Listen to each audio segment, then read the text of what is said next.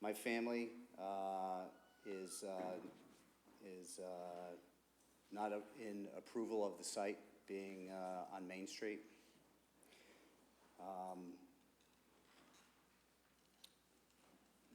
I'll go through the reasons why, and then unless do you want me to read through them? It's fine. You don't have to read through all of them. Okay. Well, I mean, the primary things are the property value for us, noise, visually unattractive, pollution, and privacy are big issues for us. We've already made some concessions for the Acton Housing Authority next door on the other side of us. We feel like we're getting hit twice here, and to us it's a real problem. I'm not familiar with the ways of your board and how things work, but it's definitely an issue. One of the key issues is that I was reading in the minutes, and there was a meeting, the meeting minutes for November 26th, I believe. Two issues there. One says that they reflected a suggestion that the tenants of the Acton Housing Authority would be helped emotionally with the dogs. This is contradictory to the comments made on the June 25th meeting regarding the dogs. Most of the dogs there are dogs that have issues being on leash, or off leash, actually, I should say. So the other issue is, in the minutes I was reading, and I took offense to this by the committee, they have a total disregard for us with their statement, and I quoted the statement in my notes. It says, quote, "We need to get more vocal supporters to offset Mr. Post's arguments." I mean, why would I want them to be my neighbor, honestly? We were there first. I think there's plenty of other properties in Acton that they can look at. We have over 16 conservation areas where people can bring their dogs, they can run freely, they can walk them on leash. I do it with my dog. I don't think it's necessary to put a dog park right on the intersection of Route 2 and 27, which is the most dangerous intersection in Acton. And we've seen the highway reports for that. So you've got my notes. Something to think about when you folks are making your decision or when you're moving forward with this. But we have not been helped at all in this process.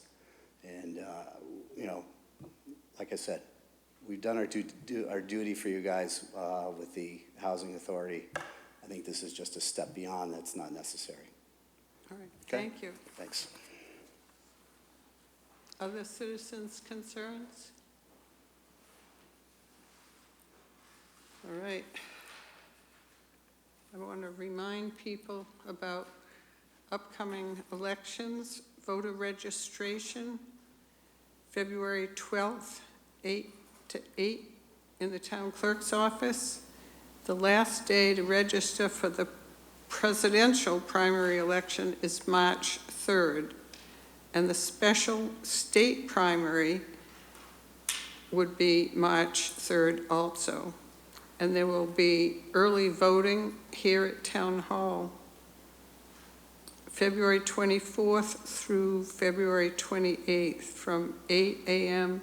to 8 p.m. on Monday and Tuesday and Wednesday, and then Thursday and Friday 8 to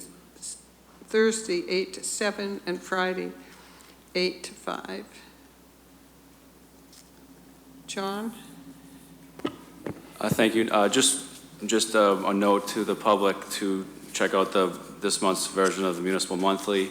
There's a lot of great information in there. If you don't get them automatically into your inbox, I can help you subscribe. We try to introduce new features. We've been introducing employees that are new to the town.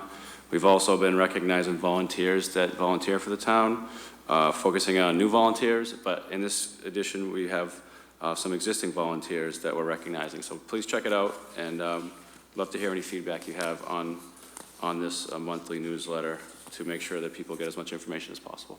Thanks. Okay, anything else from anybody? John? The League of Women Voters is having their annual high school civics bee on Saturday, March 9th. Sahana Pruitt of the league, who has coordinated the bee for the last 9 years, is looking for members of the various boards and leadership communities to participate as team co-captains.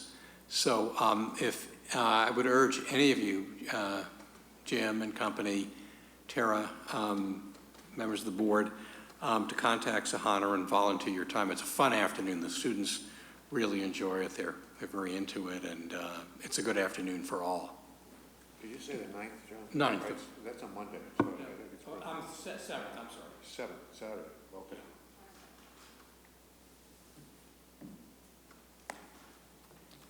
Anyone else? Alice, no, she asked. Well, let's do a few of the consent items. Consent item number 10, approve executive session minutes, January 6th and January 27th, 2020. 11, accept gift Recreation Department for $2,000 from the Acton Box Row Family Network for funding a new recreation facility and playground at Jones Field. 12, accept gift Recreation Department for $1,500 from Insulet to fund production and event expenses to support the 2020 concert series and special events. 13, accept gift Recreation Department for $3,000 for Workers Credit Union to support the 2020 summer concert series and special events. 14, accept gift Veteran Service from Orion Industries, $1,000 to be utilized at the discretion of the Veterans Service Officer to assist Acton veterans and surviving spouses of veterans. 15, accept gift Veteran Services for $200 from Anonymous to be utilized at the discretion of the Veterans Service Officer to assist Acton veterans and surviving spouses of veterans. 16, request for use of 468 Main Street, Acton Garden Club annual plant sale, May 11 through 16, 2020. I would move we approve consent items 10 through 16 inclusive. Second. Motion made and seconded. Any further discussion? All those in favor? Aye. Motion carries. It's almost 7:10.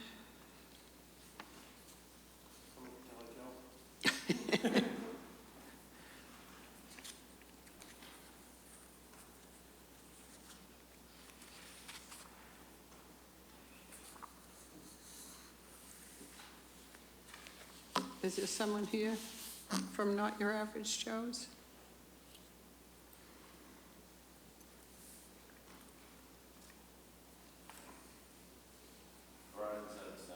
Oh, good. All right. Notice is hereby given under Chapter 138, Section 12 of the General Laws that the Board of Selectmen will hold a hearing in the Francis Faulkner Room in the Acton Town Hall on February 3rd, 2020 at 7:10 p.m. on the application of Not Your Average Joe's, Inc., change in manager from Jose Pina to Brian Garden for an all-alcoholic license as a common victualler at 305 Main Street, Acton. Is there someone here?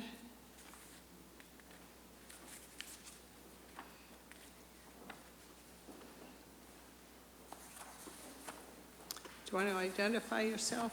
I'm Brian Garden, the General Manager of Not Your Average Joe's in Acton.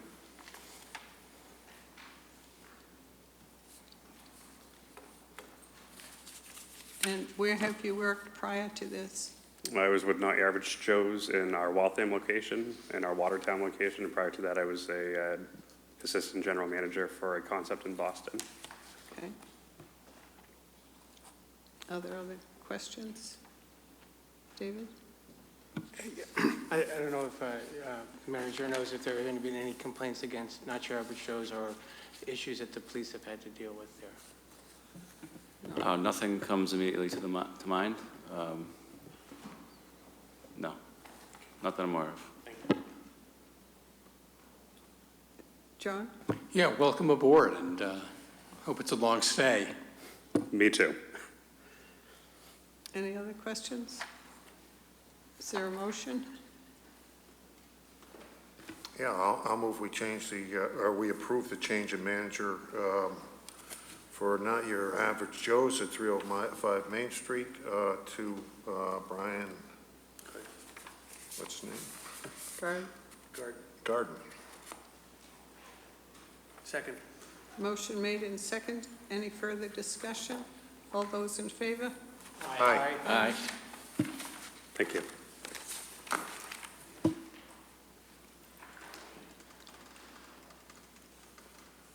Okay, new utility pole in the parking lot?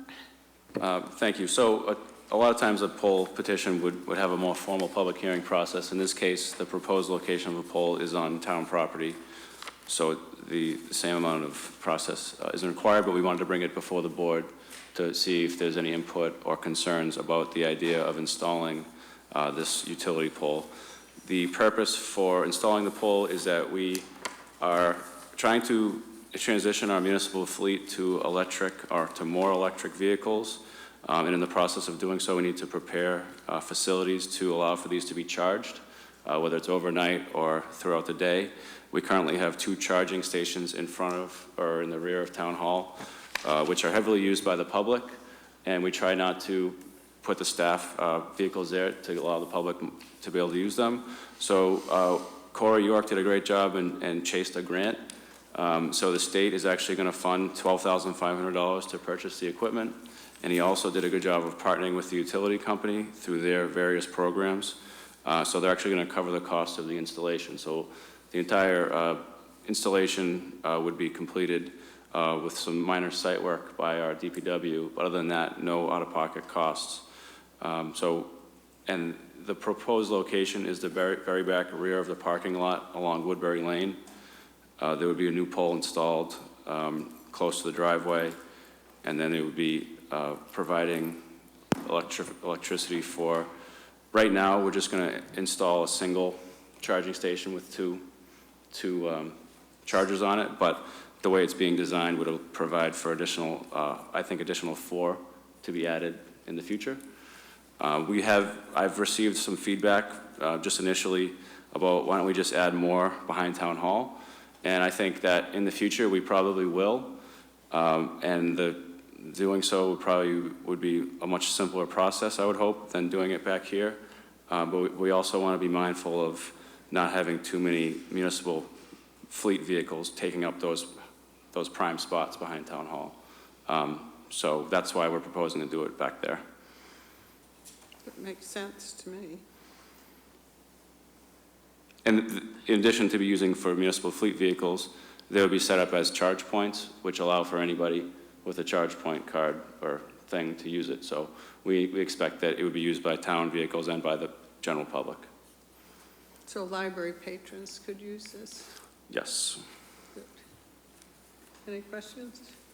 No, I would move that the Board of Selectmen approve the proposed public access charging project and the associated utility work to facilitate the new electric vehicle charging station in the lower parking lot for Town Hall, the Garrett Field Playground, and the Memorial Library. Second. Motion made and seconded. Tara? I have a quick question, though. You say it's for police vehicles, but are they hybrids or are they all electric? It's more for just general municipal vehicles, not police vehicles are generally kept over at the PSF. And we're working on adding new facilities there as well. So you're going to completely electric vehicles or are they hybrid vehicles?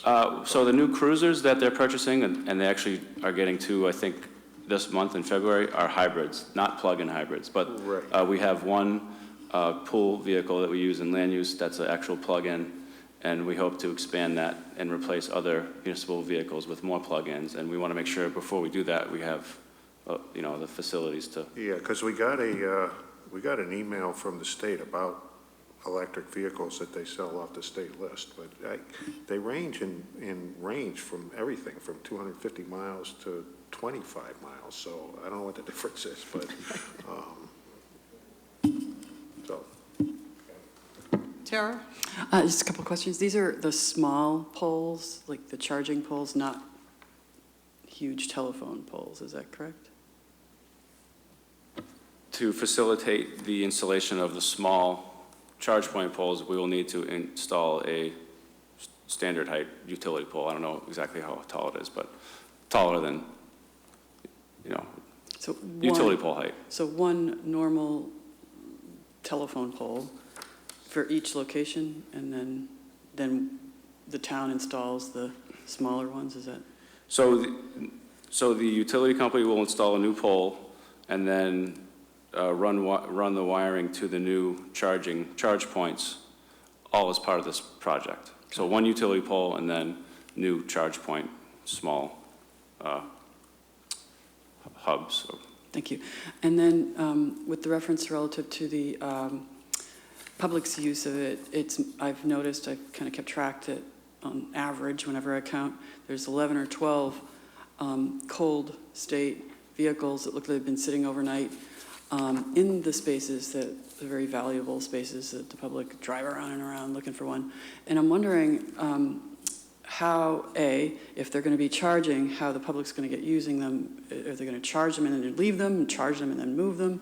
And then also why we aren't putting more of the vehicles that are just sitting all day long back behind the fire station. So it's just a general question. Thank you.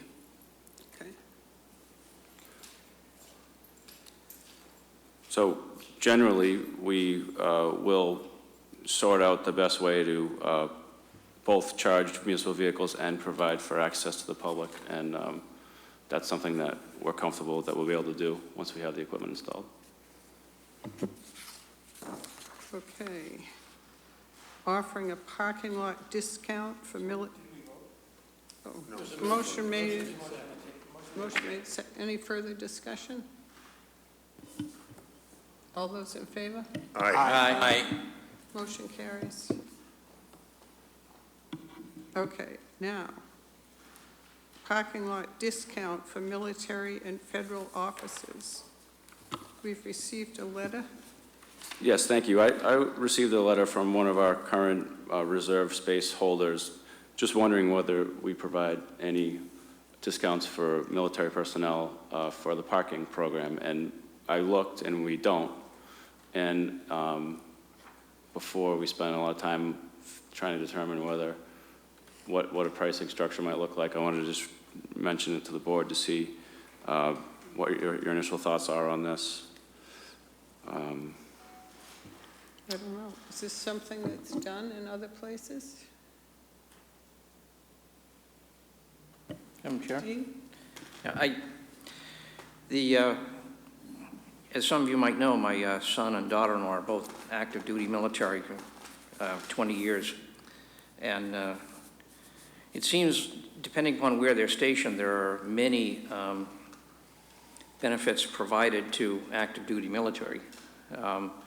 And discounts and that sort of thing. And frankly, I'm very much in favor of that and recognizing the sacrifices these folks make. So I wouldn't have any problem with working out something for active duty military. I suspect there's not that many people in this area that would qualify. I'm a little puzzled by what constitutes a federal officer.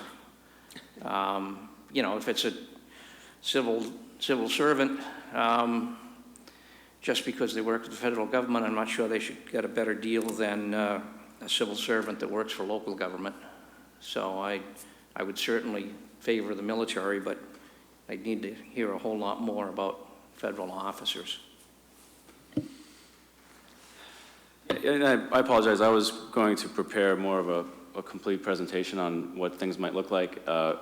And some things changed last week, so we were going to actually come back later if there was interest in us bringing some ideas forward. So I'm happy to do some more research with any additional feedback you have. Do you know what a federal office, I'm sorry. Peter? Go ahead. Do you know what I don't know what he means by that. I was just going to suggest we refer this to SATSAC. They're usually the ones that deal with the parking fees issues, so they could consider it and give us their recommendations as well. Are you the liaison to SATSAC? Yes, I could bring it up to them. So at the same point you're gathering more information, I could ask that to consider. Okay? Thank you. Well, this is good news.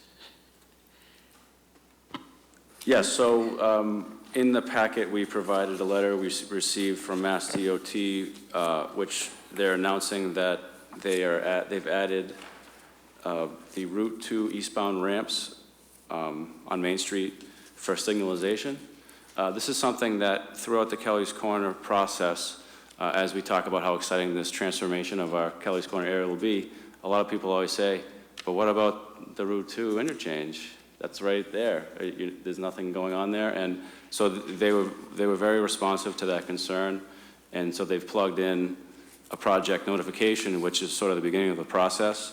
And so we actually met with Mass DOT today, and they said that the plan is to add a signalization, so a traffic light, where Route 2 comes out and where Acton Medical is.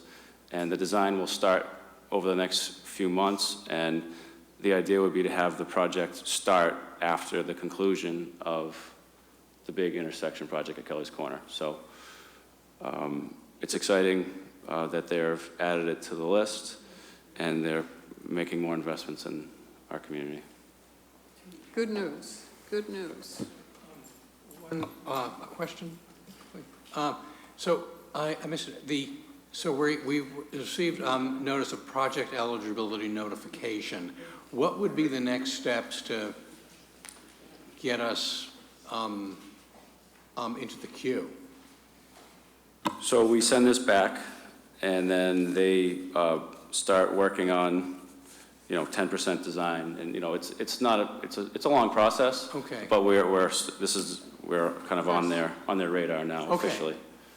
So it's not, there'll be a design process that there'll be a 25% public hearing at some point where they present the 25% designs, and we're far away from that. But this is just letting you know that they've added it to their list of projects that they're looking at and starting the design for.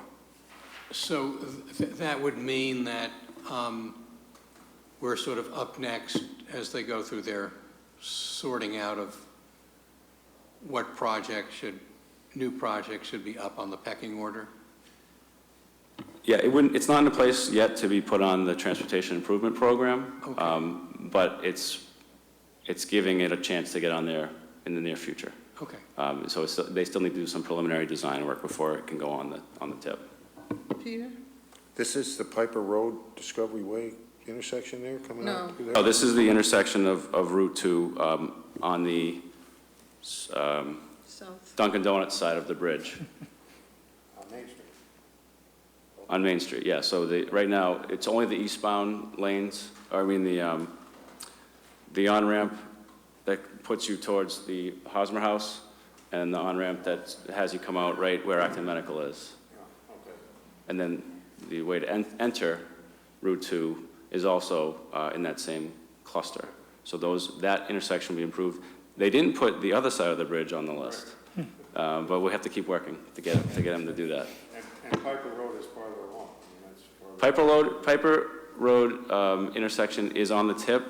I think they're still working on the design. They got a lot of feedback, and I think actually when we mentioned that today, they said we actually still need to do some more work on that because of the solutions. There's been concerns about the solutions that they've identified, so that's not going to happen maybe as quickly as we thought it would. But I can have a more formal update on that when they give it to us. Peter? Jim? Whatever. Jim Snyder Grant, West Acton. I'm hoping that the town can request that this work include improving the pedestrian and bicycle access on that side, because it's a major point of danger and fear for people on bikes and people on foot as they're trying to get up and down Main Street. Thanks. Matt Post, Isaac Davis Way. So that's interesting that just came up, because didn't they do a feasibility study for when they were doing the daycare center there? How bad that whole intersection was? Yes. So another traffic light there, I mean, it's already a parking lot during rush hour every day, and Saturday and Sunday all day. So I think another traffic light there is going to definitely be an issue for that, just my opinion. But the other thing is, as this gentleman just said, it is a very busy intersection, so that just goes back to my comments before about dog parks and people wandering around in that area. Thanks. Just to be clear, this is across Route 2 from where the daycare would have been or where the dog park would be, or... But it's still that whole intersection. Right, but it's just the other side of Route 2, that's all. Tara? Tara Fredericks, West Acton. I feel like we have too many traffic lights in town, that when the Kelly's Corner project came forward, it was a traffic light to fix an intersection, and it has grown into this sort of Kelly's Corner monster, and that yet now we're talking about another light there, another car-centric oriented infrastructure improvement. When I saw this agenda item, I thought it was the Discovery Way ramp, which I'm totally in favor of. I feel like that's a surprise, this Acton Medical traffic light, and I hope it goes through the 106 review. I hope it goes through a full review, because I think that these traffic lights, encourage people to speed through them, and then encourage, well, once they stop, then they're all standing around burning fossil fuels. I think that that we should think twice about accepting these gifts. Thank you.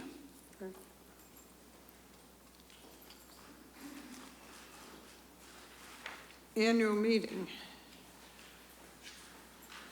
In the packet for the board meeting, we've included a draft timeline for all of the events and meetings and deadlines and timelines that we're aware of leading up to the annual town meeting scheduled for Monday, April 6th. And this is just being presented to you to make sure that all the dates are look okay to you, and that also throughout the process. So we're posting the warrant for the annual town meeting on March 17th. St. Patrick's Day. Yes, St. Is Patrick's. it going to be green? I'm not sure what color it will be. And I've had preliminary conversations about, with the chair of the Finance Committee about bringing articles to the Finance Committee for their consideration even before the warrant's finalized. And we can do the same with the board, if that's something you're interested in, or we can sort of see how it all looks when it's finalized, and then try to work on it for the month of March. So really just an update to make sure you have this information and all the timelines. And also included in that item on the back page is the current list of placeholder articles we have. Currently there are 45 articles on the draft annual town meeting warrant. There are 2 that came in through the citizen petition process. One related to zoning on, there are two zoning related ones, 525 Main Street and 32 Weatherby Street. Proposed zoning changes from citizen petitions proposed in those areas. We have also the article to amend the board's name, which was carried over, deferred from the special town meeting, from a Board of Selectmen to a select board. So that would be one of the articles that would be brought forward, and if it's approved, it would be then requiring a charter change at the next annual town election, which would be the following March, the March of 2021, to complete that process. So if there are any questions about any of these other placeholders, I'm happy to discuss, and we'll continue to update this list as we get closer to finalizing the warrant. Peter? We're working on a polystyrene ban. I don't see that on the list. Board of Health we're meeting with the Board of Health on the 10th, so I would keep a placeholder for that. I don't know whether we'll be proceeding along, but that's the plan. Okay. Anyone else? Thank you, John. Community conversation held January 30th. Thank you. As the board knows, last Thursday, evening, there was a community conversation held at the high school, and I just wanted to make sure that the board had opportunity to discuss this, and just a little background on what happened. So there was an incident, a police-involved incident at one of the local schools earlier in January, and there was a video actually posted online of part of that incident, and it really caused a lot of concern in the community. And so in response, the superintendent held this public forum last night.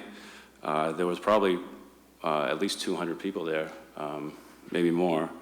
And there was a lot of really thoughtful comments that were raised and a lot of concerns that brought up for us to think about. I was there, the police chief was there, town council's office was there. We had some board members there as well. And it was really, it was difficult to hear some of the things that we heard that night. And, you know, the superintendent, I think, did a nice job of summarizing at the end that we're working on, you know, he said that we're working on issues of diversity and inclusion, and we're not necessarily achieving all the goals, and there's more work to do. The school hired an independent investigator to look at how the school functioned during that incident. Since the police department was involved with it, we've also, we issued a statement on Thursday, I believe, to the public on our website, just to sort of lay out some of the information that people are asking about as much as we could. Given the nature of the incident, there's a lot of privacy concerns that we're working around to make sure that those involved maintain as much privacy as they're owed. So we, the chief and I have been in contact constantly, and there was an internal affairs investigation that had begun. We realized that there's a need to have an independent investigation done. So that's something that I'm working closely with our town council on, to look at who we could bring in to do that work and provide an independent look at the way that the police department handled that issue. Nina is actually here tonight to present some updates on that, and then we look forward to hearing any input from the board on the situation. Welcome. Nina Pickering Cook from Town Council's office. So as John mentioned, at this point, we've been working over the last several days to try to identify a suitable independent investigator. Originally, we did identify Carmen Ortiz, who's a partner at Anderson & Krieger, which is my firm. However, even with specific conflict barriers in place within the firm, there was a concern that there was an appearance of a conflict there where Anderson & Krieger is town council to the town. So given that we didn't want that to detract from the veracity of any investigation that's done, I have no doubt that Carmen would be an excellent investigator for this matter, but if folks aren't going to be able to, if folks are going to question the independence of the investigation, then she's not going to be the right candidate. So at this point, I would recommend that the town look for a truly independent third-party investigator. So this is how essentially I would recommend moving forward. One of my primary concerns at this point is the passage of time. The school has already started their investigation. When you are conducting investigations about specific incidents, you do want to do them as quickly as possible. This is an incident that happened on January 9th. So a few weeks have already gone by. I think it's really important that we get an investigator involved as soon as possible so that memories are still fresh, evidence is still available, and anything that they're investigating has not gone stale. There's also an importance, I think, for the press of time to respond to the public's request for clarity about what happened in this matter. And as those of us who were there last Thursday heard, they are certainly pushing for that in a timely manner, understanding that there's complexities here that will take some time to sort through.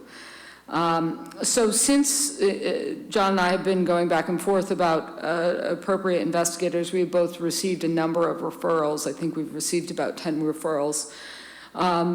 Instead of having the board slog through all of those candidates and discuss all of those candidates, which my concern is that's going to take multiple meetings, I would suggest that the board tonight try to outline characteristics that they're looking for and are important to them to find in an investigator.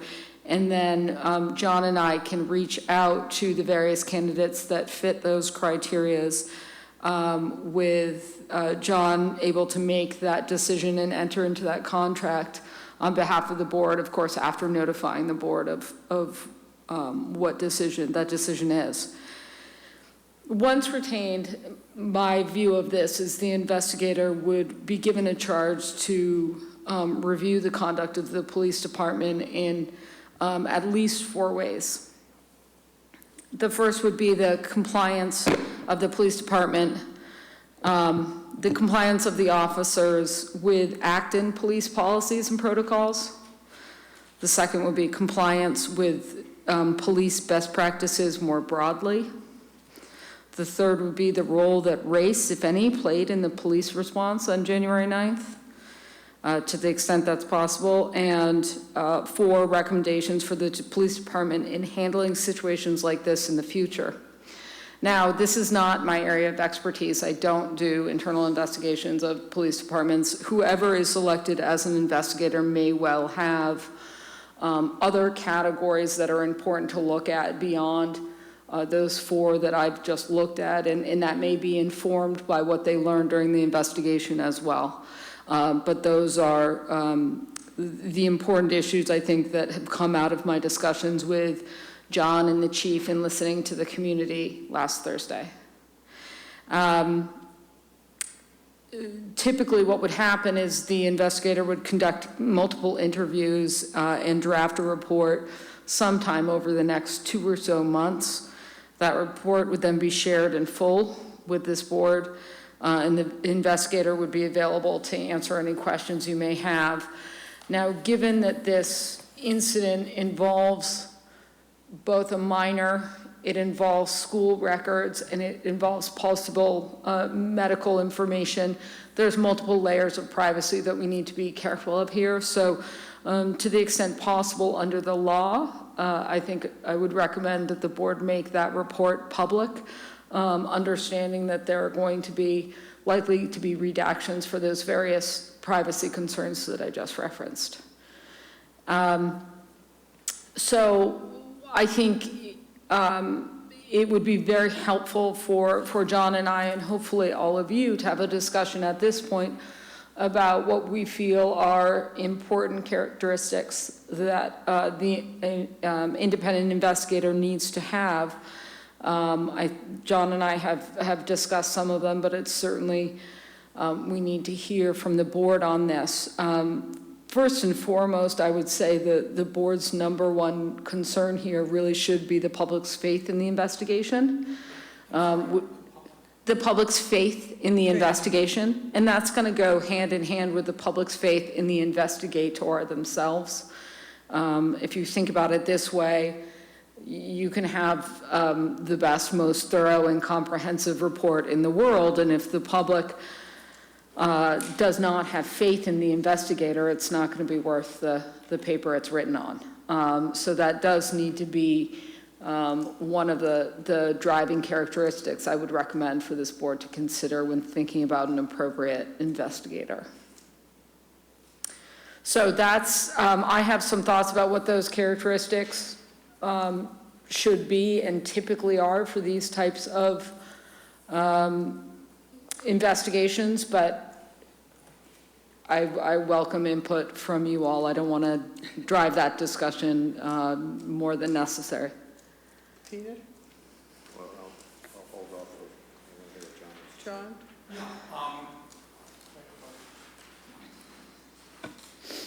John? Yeah, we need an outside investigator, and I was the one who raised the concern about your firm continuing to advise us in this matter as well-respected, town council, while at the same time, another member of your firm was investigating the police department. And I think that's a conflict, and just, the appearance of all of that we are a client of your firm, a $500,000 a year client, and that would, not ring true with the public, that there would be a sense that the report would be cooked from the outset. But, thank you for,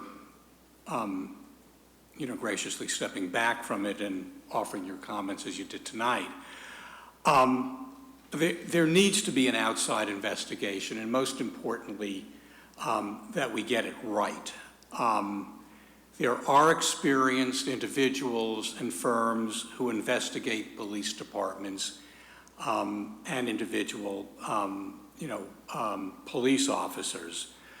In the statement that we put out last Thursday, and I just wanted to read from that. It was too bad that we didn't have an opportunity to read the statement at the public meeting, because I think it would have given at least some members of the audience a context as to what happened. And I just wanted to read it for this audience and for the audience that watches on TV. Here is what we know and can disclose. On January 9, the Acton Police Department was called to the Miriam School for the third consecutive day to evaluate a student.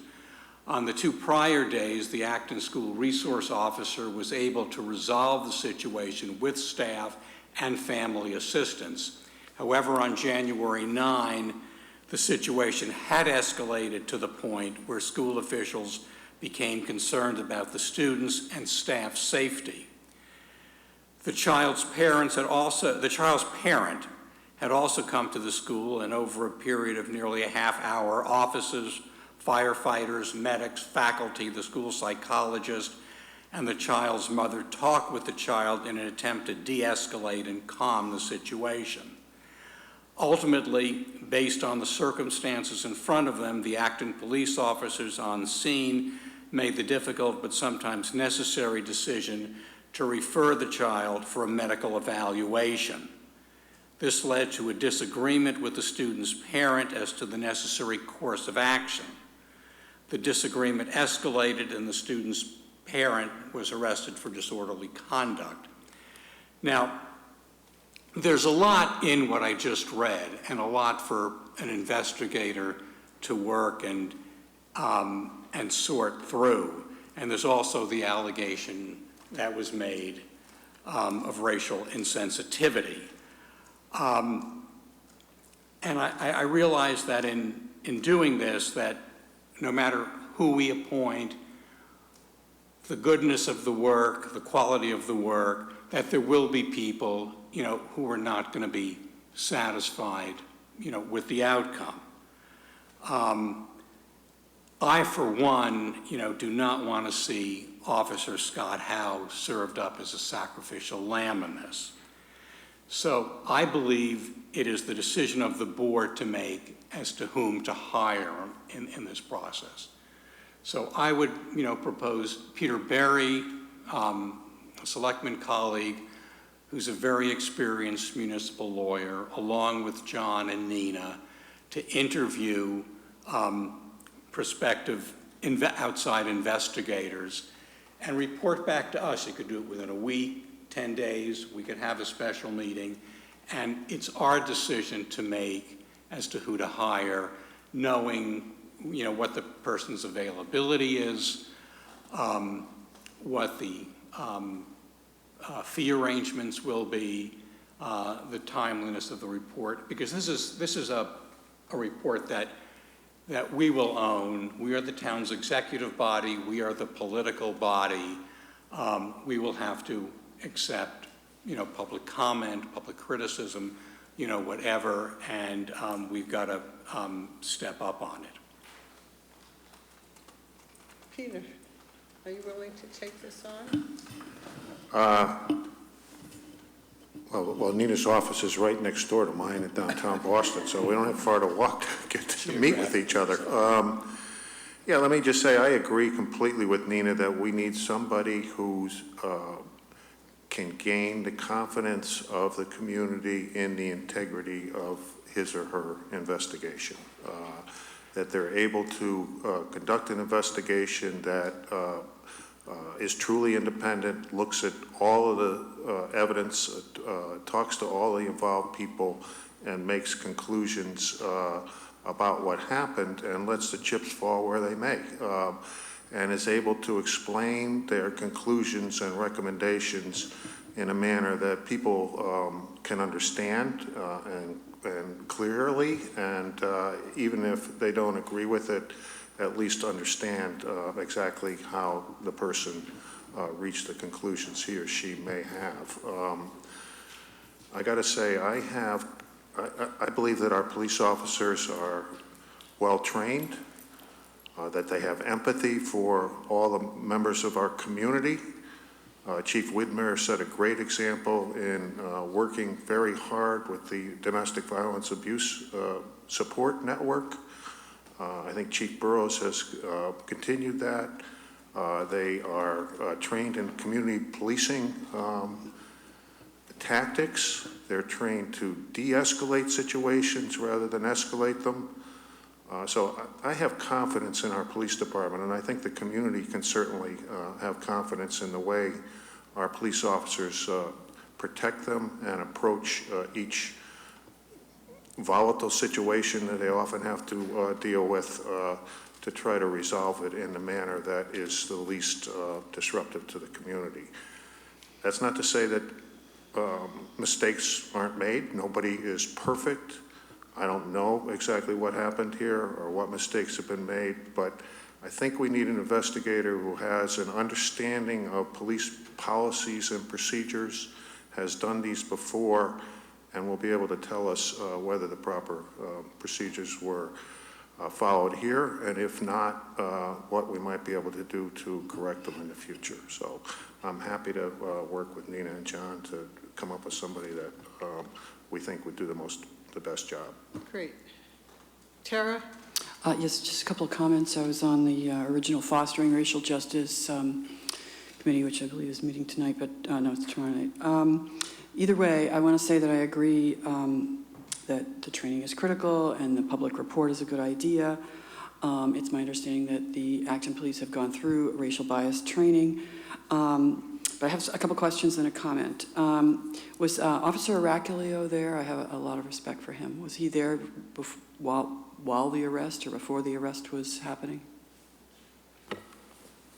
So Officer Araculio is a detective at the police department who serves in the role of family services officer, and he does a great job with outreach with families in the community that have been involved with the police and some families that haven't been involved with the police. And he's interacted with many families that we work with. And so was he there before the arrest? I don't know that he was there or not. I've watched him de-escalate. We'll look at. Yeah, thank you.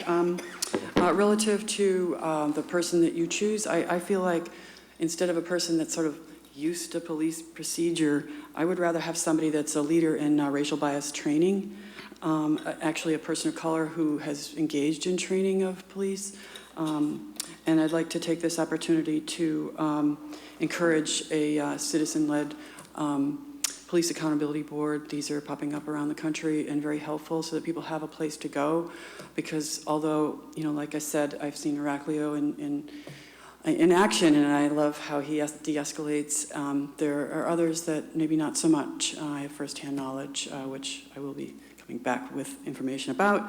But thank you very much for your sensitivity, and I agree about the potential conflict of interest. And I do urge you to get somebody who's outside of the normal police investigative system. If you might be willing to entertain the idea that perhaps there's a bias right there, that this is normal for police. I hope that we don't accept normal. Thank you. David? Yes. Well, I think the Acton Police Department has done and continues to do an excellent job, and I agree that Chief Widmeyer was a leader in domestic violence problems, and I know that the Acton Police, we talked about this in the budget meeting just a few weeks ago, took pride in the fact that they didn't discharge their weapons last year, or not even their tasers. They were able to deal with their the difficult situations that they come across on a day-to-day basis, without having to use their weapons at all. I do, however, think there's always room to improve, right? And even if we've correctly adhered to all police procedures, and I'm not looking to, pin this on any particular officer or anything, but we should discover what we might have done better in this situation. And I think it's quite important that the person that we hire here not only have an experience in police procedures and police issues, but also have experience dealing with situations in schools. I think it's very important that they have a background in civil rights and racial justice. And I think it's essential in this situation that the person be a person of color. I think that kind of individual should be able to be found. Frankly, I'm a little disappointed that we didn't go with Carmen Ortiz, because I thought she met those situations, and she, while she was in office, she was responsible for looking into the situation at the Boston Latin School. And so I thought that was an important piece of background, not exactly the same as this situation, but an important thing, in general, similar situation. But anyway, those are the criteria that I think. If I could just interrupt, Joan, just for one moment, because I wanted something you said, David, I wanted to emphasize, which is something I heard loud and clear from Chief Burrows last week, is he absolutely agrees that they work very hard at what they do, but he firmly believes that there's always room to be better and there's always room for improvement. So he is certainly welcoming this investigation to further their training and policies as well. So he echoed those sentiments. Yes, it's very difficult to have an officer have to make a split-second decision, and there are areas that they can be trained better, and so that they have some background from their training to pull up in when they have to make those split-second decisions. Dean? Yeah, I would favor the proposal from Selectman Benson that is how this person should be selected. I think that's a good idea, and certainly the board is going to own this report, so we should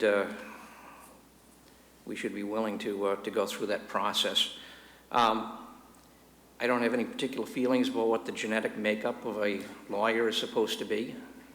I would hope that anybody that we would hire would act in a professional fashion, regardless of what their background is. I think the one thing that I'd be most concerned with is to make sure that the person that's going to be hired does not have a political agenda or any political aspirations. I'd hate to see this be spun into somebody's political campaign in the future. Thank you.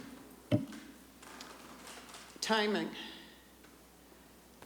We need to do this as quickly as possible under the circumstances. Well, I would say, based on what I've heard tonight, I think we do have at least 2 or 3 candidates who fit all of these qualities that Peter, John, and I can work on contacting within the next 24 hours, 2 of which we've already contacted to see if there had any conflict or availability or interest in taking this on. So we are well positioned, I think, John and I, to bring Peter up to speed and then collectively make a recommendation to the board this week. I do think it should be this week if possible. That would mean a special meeting of the board if you're willing to do that. Yes. Sure. So I think that's a great solution on how to move this forward, John. Good. And I thank Peter for his willingness to jump in.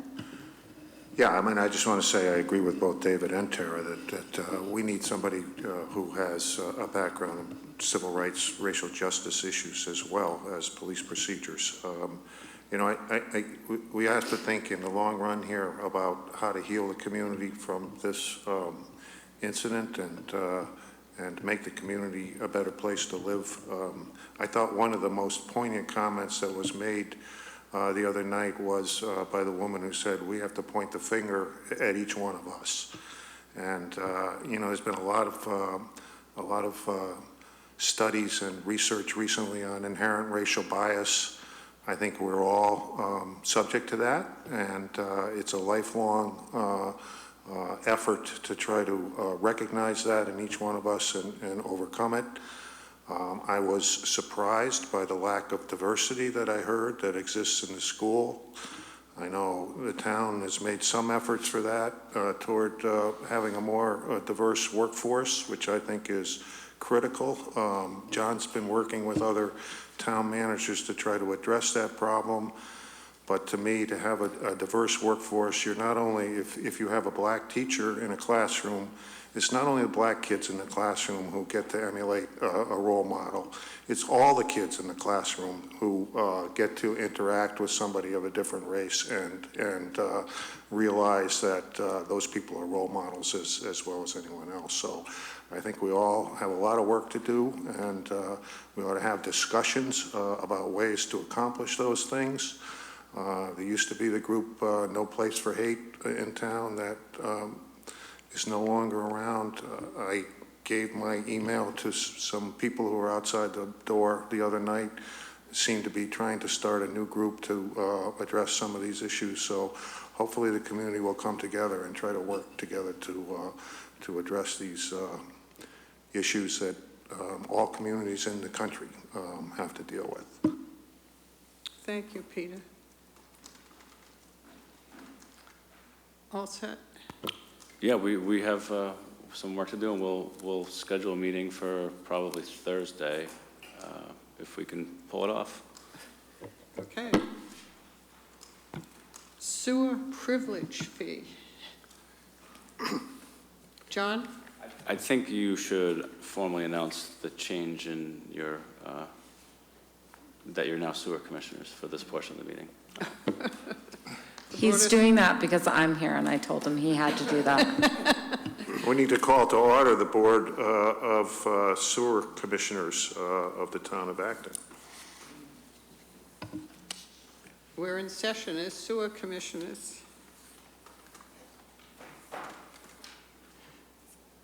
Go ahead. So this is something that I've mentioned at the previous two meetings, and there was a note in the packet.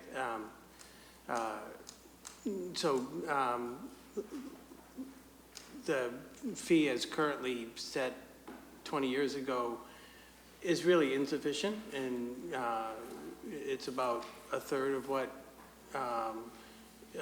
it really would be someone's fair share to pay into the system. We know that from the recent West Acton proposal. And so I would like to propose that we raise that fee. I think a value like $30,000 is a good number, but that would be my proposal, and I can make that motion. But I'm happy to answer any questions, or I can, talk about this further if people have, need to know more, whatever. What is the present fee? It's, I think, $12,300 per betterment unit. And that's for So that, what that's time period? that's paid over 30. Well, no, actually, the privilege fees are probably paid up front. And so there isn't a time period. You pay it up front, and then that gives you the ability to connect to the sewer. If you were part of the original sewer project, you had 30 years to pay that off.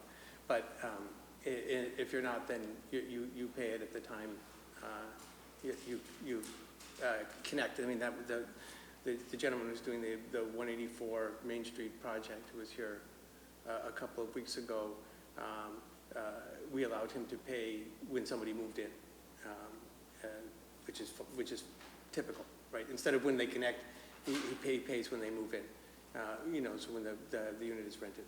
And that's fine too. That's negotiated. But anyway, it's basically whenever the project is built. What are similar towns paying? Oh, it's the same. The privilege fee is always, this is not like betterment in that some people might pay when they hook up or whatever. This is a fee that someone pays to be admitted to the sewer district, right?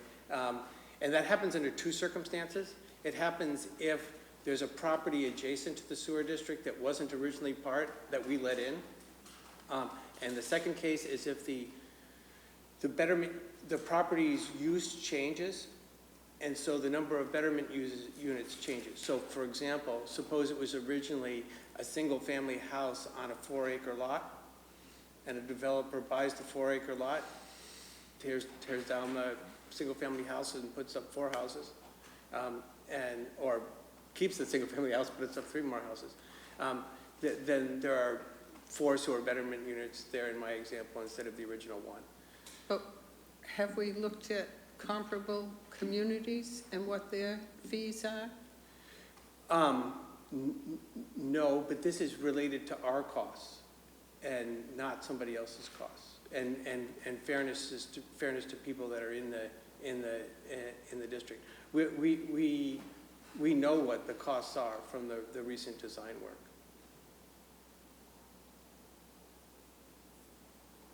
John? Dean? Yeah, I think it's high time. I certainly support the number that Selectman Martin has suggested. I'm in favor of moving ahead on this. Your memo was excellent in setting it out and in concise fashion.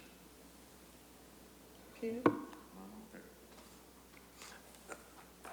I move that we set the privilege fee for the sewer district to $30,000 per sewer betterment unit. I'll second. Motion made and seconded. Any further discussion? All those in favor? Aye. Aye. Motion passes. I move that we adjourn. I'll second that. We did that at the beginning. Motion made and seconded to adjourn. Any further discussion? All those in favor? Aye. Aye. Thank you. Couple of things. I guess you don't plug in if I read, huh? 'Cause I have a